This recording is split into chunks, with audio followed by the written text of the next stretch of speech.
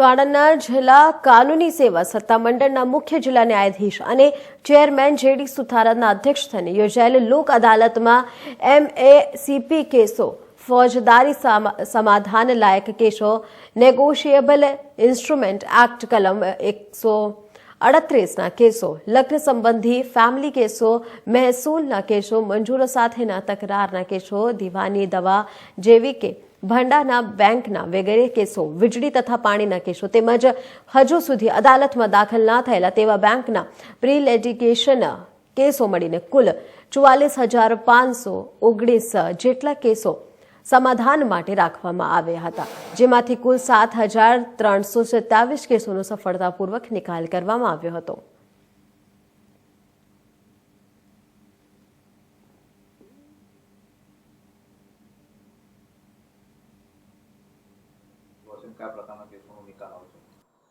આ 2024ના વર્ષની આજે ચોથી લોક અદાલત રાષ્ટ્રીય લોક અદાલત છે.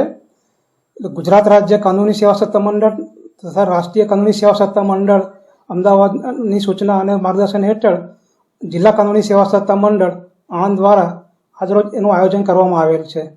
મુખ્યત્વે આજની રાષ્ટ્રીય લોક અદાલતમાં મોટર વાહન અકસ્માતના કેસો, જેને MACP ટૂંકમાં કહેવામાં આવે છે, તે કેસો, ફોજદારી સમાધાન લાયક કેસો કે જેમાં સમાધાનના લાયક જે ગુના છે ફોજદારી કેસોમાં એવા કેસો મૂકવામાં આવેલા છે. એ ઉપરાંત નેગોશિયેબલ ઇન્સ્ટ્રુમેન્ટ એક્ટની કલમ 138ના કેસો, જે ચેક રિટર્નના કેસો કહેવામાં આવે છે, એવા કેસો. તે ઉપરાંત લગ્ન સંબંધી ફેમિલીના કેસો પણ મૂકવામાં આવેલા છે, મહેસૂલના કેસો મૂકવામાં આવેલા છે, ભરણપોષણના કેસો મૂકવામાં આવેલા છે કે જેના કારણે પતિ પત્નીની વચ્ચેના જે ડિસ્પ્યુટ છે એનો અંત આવી જાય. તે ઉપરાંત ALARના કેસો મૂકવામાં આવેલા છે. હિન્દુ લગ્નધારા અન્વયના પણ ઘણા કેસો મૂકવામાં આવેલા છે.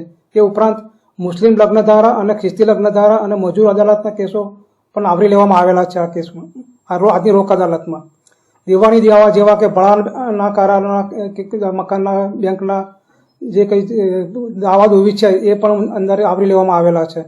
વીજળી અને પાણીના ચોરી સિવાયના કેસો પણ મૂકવામાં આવેલા છે. પ્રી લિટિગેશન કેસો પણ આજે મૂકવામાં આવેલા છે. તેમાં આજે સંતોષકારક રીતે સમાધાન થાય અને ઝડપી ન્યાય નિર્ણય મળે અને પક્ષકારોને કોર્ટમાં આવતા પહેલાં જ એ લોકોનો ન્યાય નિર્ણય થઈ જાય એટલે પ્રી લિટિગેશનના કેસો પણ મૂકવામાં આવેલા છે. એવા કેસો આજરોજ 7,000 થી 8,000 કેસો મૂકવામાં આવેલા છે. અને જે લિટિગેશન છે, જે કોર્ટમાં પક્ષકારોનો કેસો ચાલે છે, એવા કેસો લગભગ 8,000 થી 9,000ની આસપાસ આજે મૂકવામાં આવેલા છે. અને આજની લોક અદાલત સફળ થાય અને બધાને આનો લાભ મળે એવી શુભકામનાઓ પાઠવું છું.